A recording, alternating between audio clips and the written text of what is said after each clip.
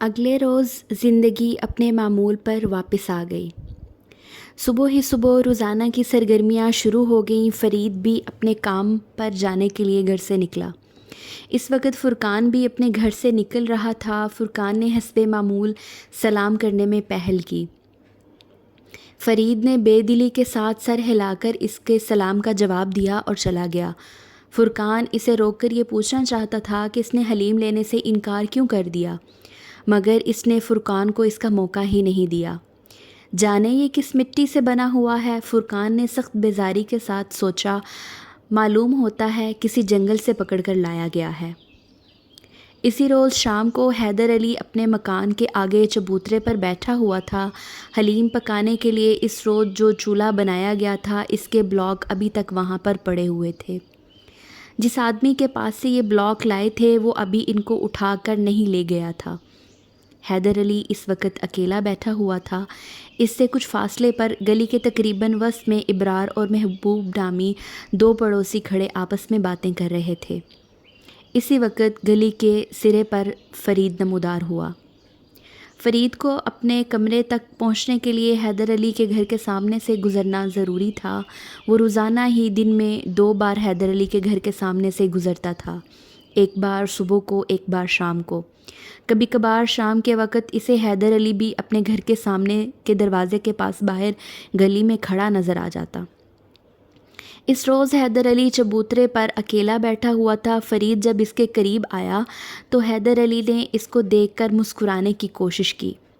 وہ اپنے اس نامعلوم خوف کو شکست دینا چاہتا تھا جو حیدر علی کو دیکھ کر اس پر طاری ہو جاتا تھا، اور جس کے لیے وہ اپنے آپ کو مجبور کرنا چاہتا تھا کہ وہ اس کا اپنا وہم ہے۔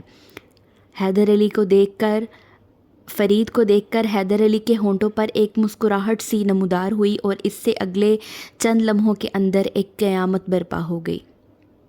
حیدر علی نے مسکرا کر فرید کی طرف دیکھا، اور ابھی اس کے ہاتھ سلام کو اٹھنے ہی والا تھا کہ فرید ایک دم غضبناک ہو گیا۔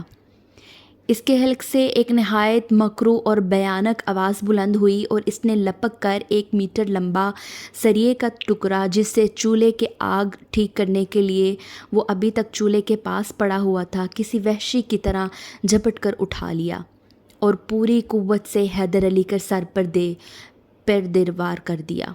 ایک دردناک چیخ حیدر علی کے حلق سے نکلی، اور ساتھ ہی اس کے سر کے خون فوارے نکل آئے۔ اس کے سر سے نکلنے والے خون کا رنگ صرف سرخ ہی نہیں تھا، اس میں سفیدی بھی شامل تھی۔ سفیدی حیدر علی کے اس بھیجے کی تھی جو کھوپڑی ٹوٹنے کے ساتھ ہی پھٹ کر باہر نکل پڑا۔ جیسے ہی حیدر علی کے حلق سے وہ کربناک چیخ بلند ہوئی، ویسے ہی گلی کے وسط میں کھڑے ابرار اور محبوب کی نظر اس طرف اٹھ گئی، اور ان دونوں نے ایک ساتھ اپنی آنکھوں سے یہ منظر دیکھا کہ فرید سریا اپنے دونوں ہاتھوں میں پکڑے حیدر علی کی طرف جھپٹ رہا ہے، اور قبل اس کے کہ وہ دونوں دوڑ کر قریب پہنچ سکیں اور فرید کو اس کے اگلے قدم سے روک سکیں، فرید اپنا اگلا قدم اٹھا چکا تھا۔ اس نے پوری قوت سے سریے کے وار سے حیدر علی کے سر پر کرنے شروع کر دیے۔ ابے مار دیا، ابے مار دیا، ابے مار دیا، ابرار بری طرح چیخا۔ اس کی چیخ فرید کے حلق سے نکلنے والی چیخ کے چند ہی لمحوں کے بعد سنائی دی تھی، اور تقریباً فوراً ہی اس میں محبوب کی چیخ بھی شامل ہو گئی۔ وہ دونوں برقرفتاری سے اپنی جگہ سے بھاگے اور آن کی آن میں فرید کے سر پر پہنچے۔ فرید سریے کا ٹکڑا ہاتھ میں لیے کھڑا تھا۔ ان دونوں کو اپنی طرف جھپٹتے دیکھ کر اس نے وہ سریا ہاتھ سے چھوڑ دیا، اور وہ خود خاموشی سے اپنی جگہ پر کھڑا رہا۔ ابے یہ کیا کر ڈالا تو نے سور کے بچے؟ ابرار نے بری طرح دھاڑتے ہوئے فرید کو دبوچنے کی کوشش کی، لیکن اس کی کوئی ضرورت نہیں تھی۔ فرید نے نہ تو کوئی مزاحمت کی اور نہ ہی وہاں سے بھاگنے کی کوشش۔ وہ کسی بت کی طرح اپنی جگہ پر خاموش کھڑا تھا۔ ابرار اور محبوب نے اپنی آنکھوں سے فرید کو حیدر کے سر پر سریے کے وار کرتے ہوئے دیکھا تھا، لیکن صرف ان دونوں نے ہی نہیں بلکہ کچھ اور بھی لوگ تھے جنہوں نے دیکھا تھا۔ بالکل سامنے والے مکان کی کھڑکی میں مجیب چچا کھڑے ہوئے تھے۔ مجیب چچا محلے کے بزرگوں میں سے تھے اور لوگ ان کا احترام کرتے تھے۔ انہوں نے اپنے گھر کے ایک کمرے کی کھڑکی سے اس پوری واردات کو دیکھا اور پھر وہ بھی چیختے چلاتے جلدی سے اپنے گھر سے نکل کر باہر آ گئے۔ گلی میں ایک زبردست ہنگامہ برپا ہو گیا۔ زبیدہ اس وقت اپنے گھر میں باورچی خانے میں تھی۔ وہ شور کی آوازیں سن کر باہر آ گئی اور فرقان سے جو صحن میں چارپائی پر لیٹا ہوا تھا کہنے لگی، وہ ذرا باہر جا کر دیکھیے تو یہ کیسا شور ہے۔ ہاں کچھ گڑبڑ سی معلوم ہو رہی ہے، فرقان نے تائید کی اور وہ پلنگ سے اٹھ کر دروازہ کھول کر باہر نکل آیا۔ بہت سے گھروں سے لوگ باہر آ چکے تھے۔ ابرار نے ایک اور آدمی کی مدد سے فرید کو پکڑ رکھا تھا۔ محبوب اور مجیب چچا خون میں لت پت حیدر علی کو سنبھالنے کی کوشش کر رہے تھے۔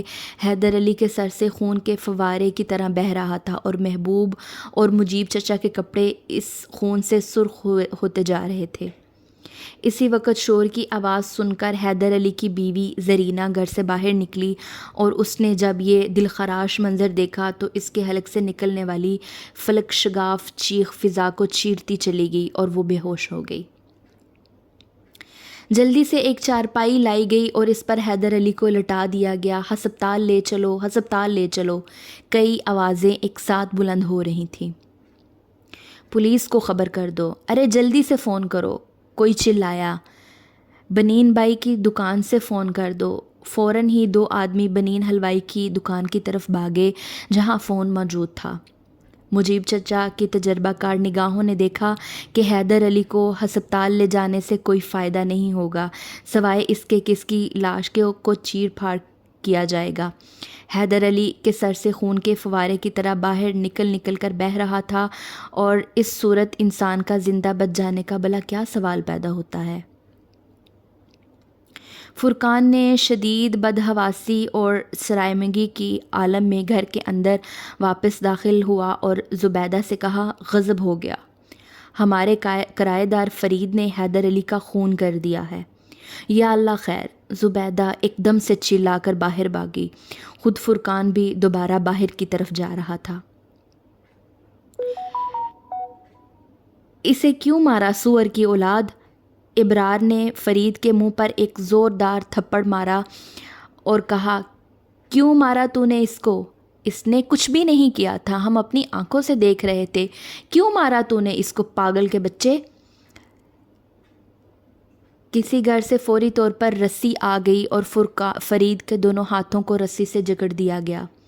ابرار کے علاوہ 2 آدمی بھی اسے پکڑے ہوئے تھے، لیکن فرید نے وہاں سے ہلنے کی کوشش بھی نہیں کی۔ وہ بالکل خاموش تھا، وہاں کھڑا رہا۔ لوگوں نے رسی کے دوسرے سرے کو چارپائی کے ساتھ باندھ دیا۔ گلی کے سارے لوگ، جن میں مرد اور عورتیں اور بچے شامل تھے، اپنے اپنے گھروں سے نکل آئے، بھاگ بھاگ کر فرید کے گھر کے سامنے جمع ہو رہے تھے اور ایک زبردست چیخ و پکار مچی ہوئی تھی۔ ہر نیا آنے والا دریافت حال کرتا کہ کسی ایسے شخص سے رجوع کرتا جو وہاں پہلے سے موجود ہو، اور ساتھ ہی ساتھ جب اس کی نظر حیدر علی کے ٹوٹے پھوٹے خون آلودہ چہرے پر پڑتی تو وہ ایک دم جیسے بے حال ہو جاتا۔ حیدر علی کا چہرہ تو جیسے ناقابل شناخت ہو گیا تھا۔ تھانہ اس جگہ سے زیادہ دور نہیں تھا اور ایمبولینس کے آنے سے پہلے ہی پولیس موبائل آ پہنچی۔ لوگوں نے ایمبولینس کے لیے فون بھی کر دیا تھا۔ پولیس والوں نے آنے کے ساتھ ہی سارے لوگوں کو وہاں سے ہٹا دیا۔ پولیس افسر نے حیدر علی کے چہرے پر ایک نظر ڈالی اور اس نے تاسف کے گہرے احساس کے ساتھ کہا، یہ تو مر گیا ہے۔ زرینہ نے نیم بے ہوشی کے عالم میں یہ الفاظ سنے اور دروازے میں کھڑی ہو گئی اور کئی عورتیں اسے سنبھالنے لگی، ورنہ وہ گر پڑتی۔ پولیس افسر کی بات سن کر اس کے حلق سے درد میں ڈوبی ہوئی چیخ نکلی، نہیں نہیں، ارے ایسا نہ کہو، ایسا نہ کہو۔ پولیس نے اس کی بات پر کوئی توجہ نہ دی اور اس قسم کے تجربات سے بعض بار گزرتے رہنے کے بعد شاید ان کے لیے کوئی خاص اہمیت کی بات نہ رہی تھی، اور نالہ شیووں کی ایسی دردناک آواز اس کے دل میں کسی بھی ترحم امیز احساس کو نہیں جگا سکتی تھی۔ وہ فوراً ہی فرید کی طرف متوجہ ہو گیا جو رسیوں سے بندھا ہوا چارپائی کے پاس کھڑا تھا۔ اس نے مارا ہے؟ ابرار نے پولیس افسر سے مخاطب ہو کر کہا، وہ اس وقت بھی فرید کے گردن پکڑے ہوئے، اس نے مارا ہے صاحب، اس نے مارا ہے، ہماری نظروں کے سامنے اسی نے مارا ہے۔ کیوں؟ تو نے مارا ہے؟ پولیس افسر نے فرید کو خشمگین نگاہوں سے گھورتے ہوئے پوچھا، کیوں مارا ہے؟ فرید نے اس کی بات کا کوئی جواب نہ دیا، وہ خاموشی سے پولیس افسر کو گھورتا رہا۔